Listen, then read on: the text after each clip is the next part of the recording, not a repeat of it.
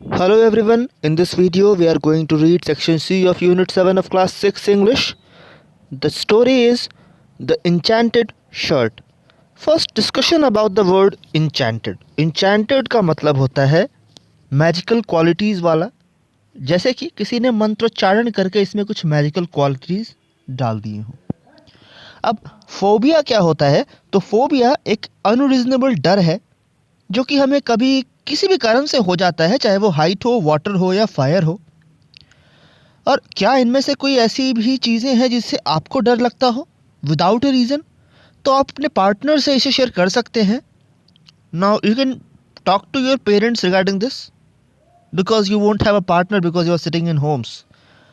सो अब हम पढ़ेंगे एक प्ले, एक छोटा सा नाटक, एक किंग के बारे में, जिसमें कि वो उसे लगता है कि वो मरने वाला है। He is dying so much so that he even dreams about it. उसे इतना डर लगता है कि वो कभी कभी सपने में भी खुद को मरता हुआ देखता है। Now this play has various characters. First is the king named Sourface. Then there are courtiers, दरबारी हैं जिनका नाम है राल्फ, रॉजर, बिली.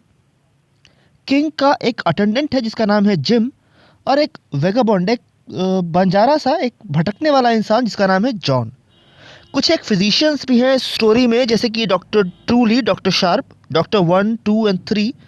इसके साथ ही कोरस, मतलब बैकग्राउंड से कुछ कुछ आवाज़ें आ रही होती हैं ग्रुप में लोगों की. अब शुरू होता है प्ले का पहला scene.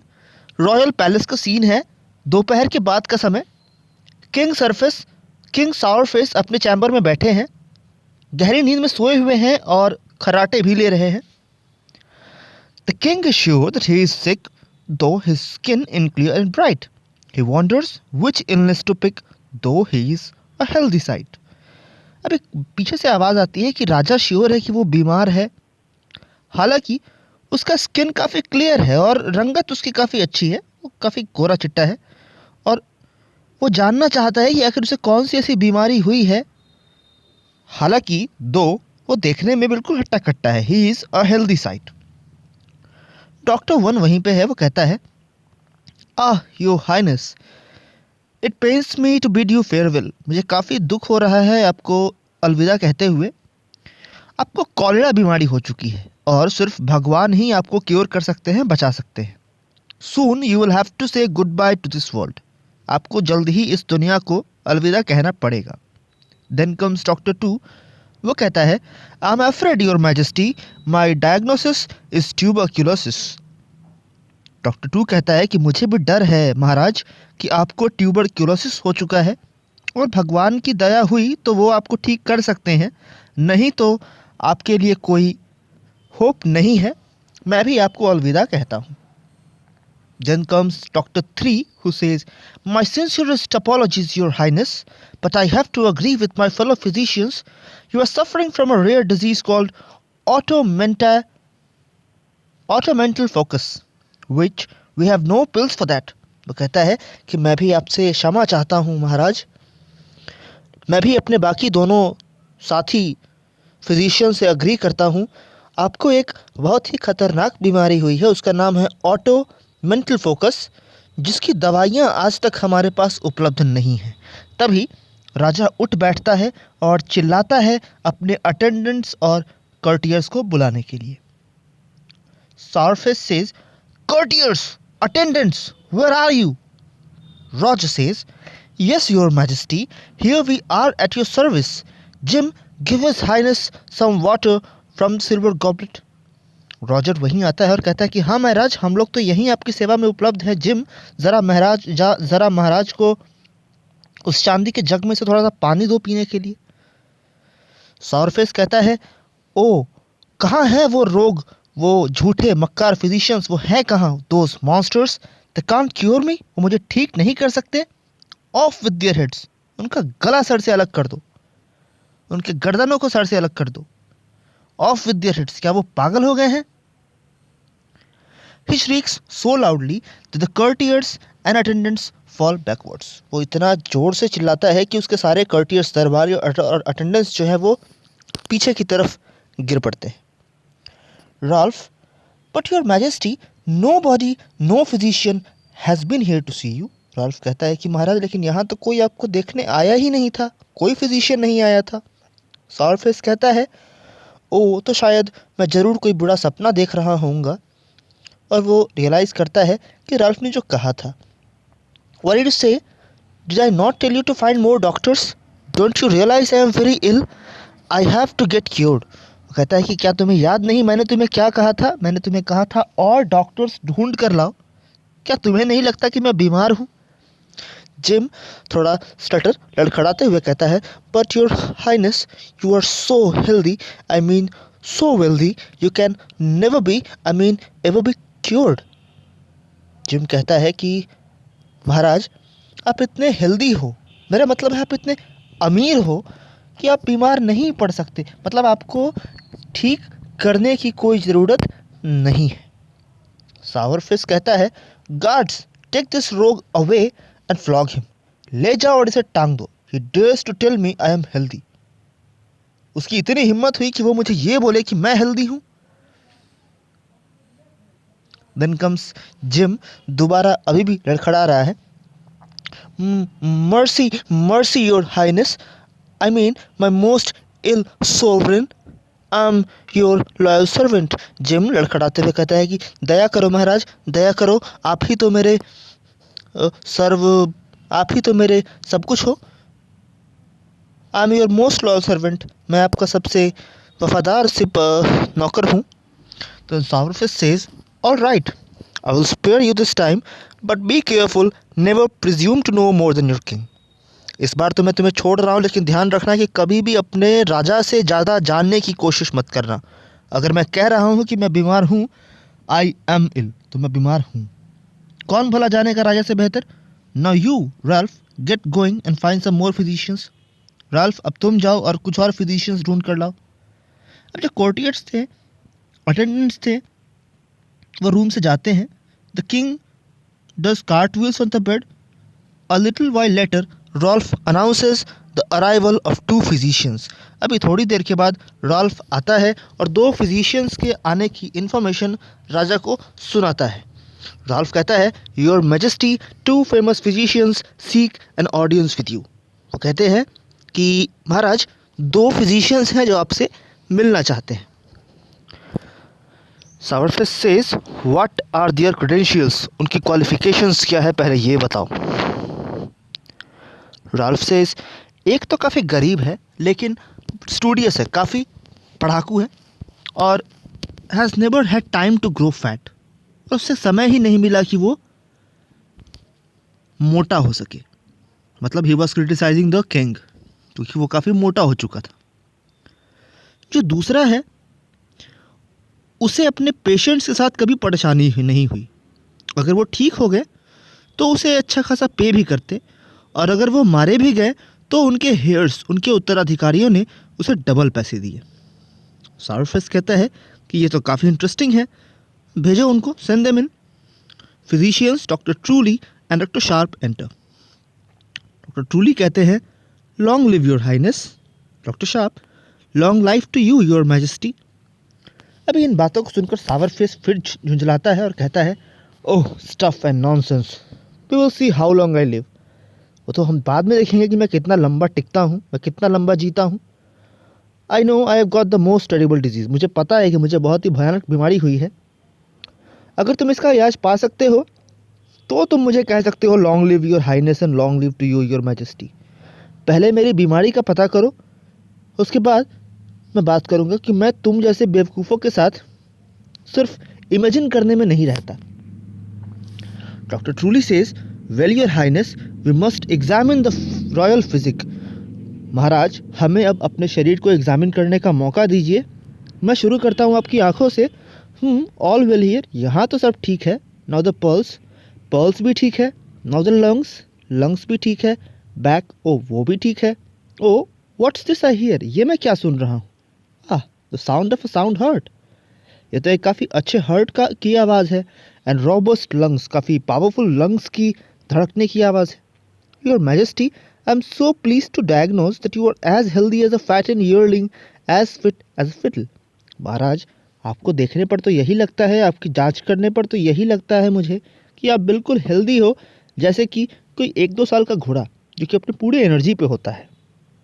Sourface turning red in the face with anger. Really? Guards, take this rogue and hang him from the tower wall till the vultures pick his bones clean.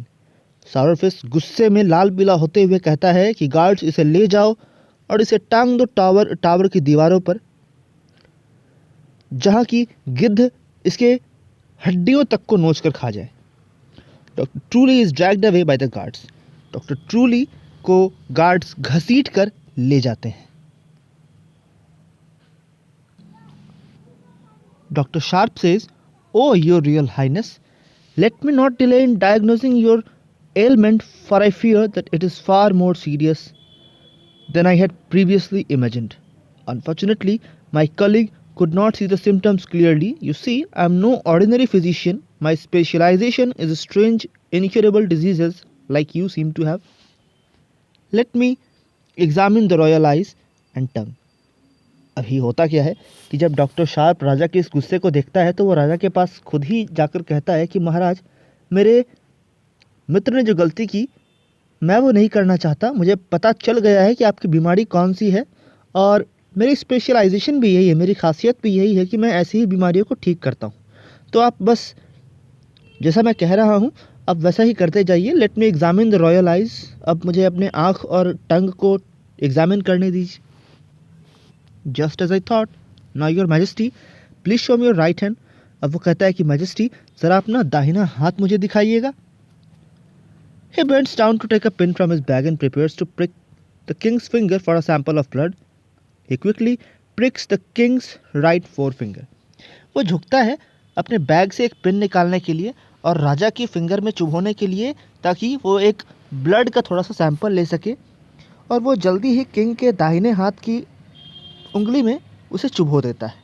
Surface चिल्लाता है, "oh ouch, stop it I tell you." वो कहता है कि रुको, मैं तुम्हें कह रहा हूँ रुकने के लिए। Do you want to kill me before I die, natural death before डिजोस। क्या तुम ये चाहते हो कि मैं अपने नेचुरल डेथ से पहले ही मर जाऊं? डॉक्टर शार्प कहता है, "ओ नो योर मैजेस्टी, ये तो ज़रूरी था क्योंकि आपको जो बीमारी हुई है वो रेयरेस्ट ऑफ द रेयर है और मुझे इसकी काफ़ी केयरफुल स्टडी करनी पड़ेगी, तभी एक सही इलाज मिल पाएगा." Doctor Sharp carefully plans his next move as he does not want to suffer the same fate as doctor Truly. Doctor Sharp इस बीच अपने अगले प्लान की तरफ सोचता है क्योंकि वो नहीं चाहता वो भी वैसी ही मौत मरे जैसी मौत डॉक्टर ट्रूली को दी गई थी। He quickly puts the drop of blood under the microscope. वो माइक्रोस्कोप के नीचे उस खून की बूंद को रखता है। He looks through the eyepiece for a while and then turns to the king with a very serious expression on his face. फिर वो राजा की तरफ एक बहुत ही गंभीर एक्सप्रेशन लेकर के देखता है। Your Majesty, the situation is indeed serious. However, all is not lost. There is only one cure for this type of disease. Doctor sharp कहता है कि महाराज, सिचुएशन तो काफ़ी सीरियस है लेकिन अभी हमें हिम्मत नहीं हारनी है। एक इलाज है अभी भी इस तरह की बीमारी का। वो थोड़ी देर रुकता है और राजा बिल्कुल आश्चर्य से उसकी तरफ देखता रहता है। Stares open mouthed. Your royal highness will have to sleep for 3 nights in the shirt of a happy man. If your majesty does not follow this prescription, then we will have to look for a successor to your throne. वो कहता है, doctor sharp कहते हैं कि महाराज, आपको 3 दिनों तक, आपको 3 रात सोने पड़ेंगे किसी हैप्पी मैन की शर्ट में, किसी खुशमिजाज इंसान की शर्ट में आपको 3 रात सोने पड़ेंगे। और अगर आप इस प्रेस्क्रिप्शन को फॉलो नहीं करते तो मुझे अफसोस है, हमें आपका उत्तराधिकारी तलाशना पड़ेगा। सॉरफेस कहता है, नहीं नहीं, ऐसी कोई बात नहीं है। No not ever courtiers. सभी दिशाओं में जाओ और एक ऐसे हैप्पी मैन का पता करो और मुझे उसकी शर्ट ला कर दो। I will get well again. मैं दोबारा ठीक हो जाऊंगा। Ralph, send out my soldiers to find that shirt. मेरे सोल्जर्स को भेजो उस शर्ट का पता करने के लिए। ब्रिंग दैट शर्ट और हेड्स विल रोल। वो कहता है कि या तो वो शर्ट लाओ, नहीं तो तुम सब के गर्दन यहीं पे गिरे पड़े मिलेंगे। कोरस से आवाज़ आती है, all through the realm the king's man ride but they find no happy man, beneath the sea and to many they speak but they can find no happy man. Each day to the expectant king His men return sad and empty-handed and speak of the human woes they witnessed wherever they landed. अभी होता क्या है कि राजा के कर्टियर्स attendants तो हर दिन जाते हैं ऐसे लोगों की तलाश में, लेकिन हर दिन वो खाली हाथ ही लौट कर आते हैं और राजा को सिवाय लोगों की परेशानी के अलावा वो कुछ और बता नहीं पाते हैं. Now here starts scene 2. Roger और बिली दो दरबारी हैं जो कि कई दिनों से तलाश में हैं. वो एक डेजोलेट विलेज, एक बिल्कुल से एकांत से विलेज में पहुंचते हैं जहां पर वो एक भिखारी के पास पहुंचते हैं जो कि एक बहुत ही मधुर गीत बांसुरी में बजा रहा था. रोजा कहता है, लगता है कि हमें अपना इंसान मिल गया. बिली कहता है, तुम्हारा नाम क्या है यंग मैन? जॉन कहता है, जॉन द वेगबॉन. वेगबॉन मतलब जो कि बिना किसी मकसद के इधर उधर भटकता रहे, Banjara. Why do you ask gentleman? आखिर तुम क्यों पूछ रहे हो मेरा नाम? रोजा कहता है कि तुम काफ़ी अच्छे इंसान लगते हो. You seem to be in very good spirits. तुम्हारा मूड काफ़ी अच्छा लग रहा है.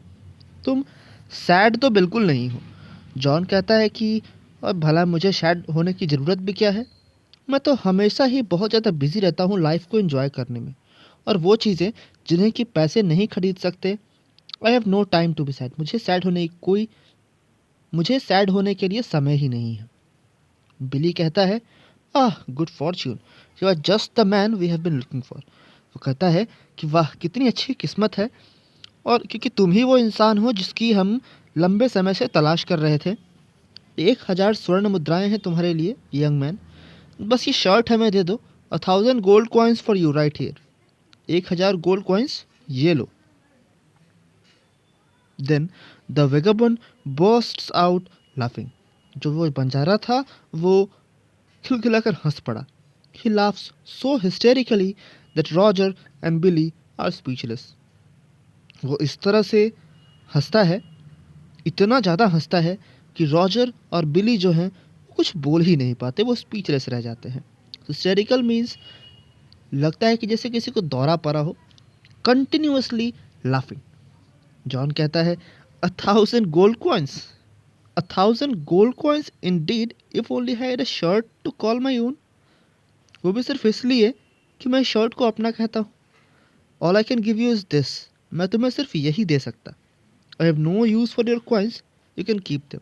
वो कहता है कि तुम्हारे सिक्कों की भी मुझे कोई ज़रूरत नहीं, तुम इसे रख सकते हो. Saying this he hands them a tattered filthy fragment of a shirt. ऐसा कहते हुए वो उनकी तरफ बढ़ाता है वो फटा गंदा सा, फिल्दी मतलब गंदा सा, fragment of a shirt. Shirt तो वो था नहीं, कई सारे टुकड़ों में बटा पड़ा था वो shirt, like you can see in this picture. Roger कहता है, I will take that friend, thank you. Your kindness will be reported to the highness.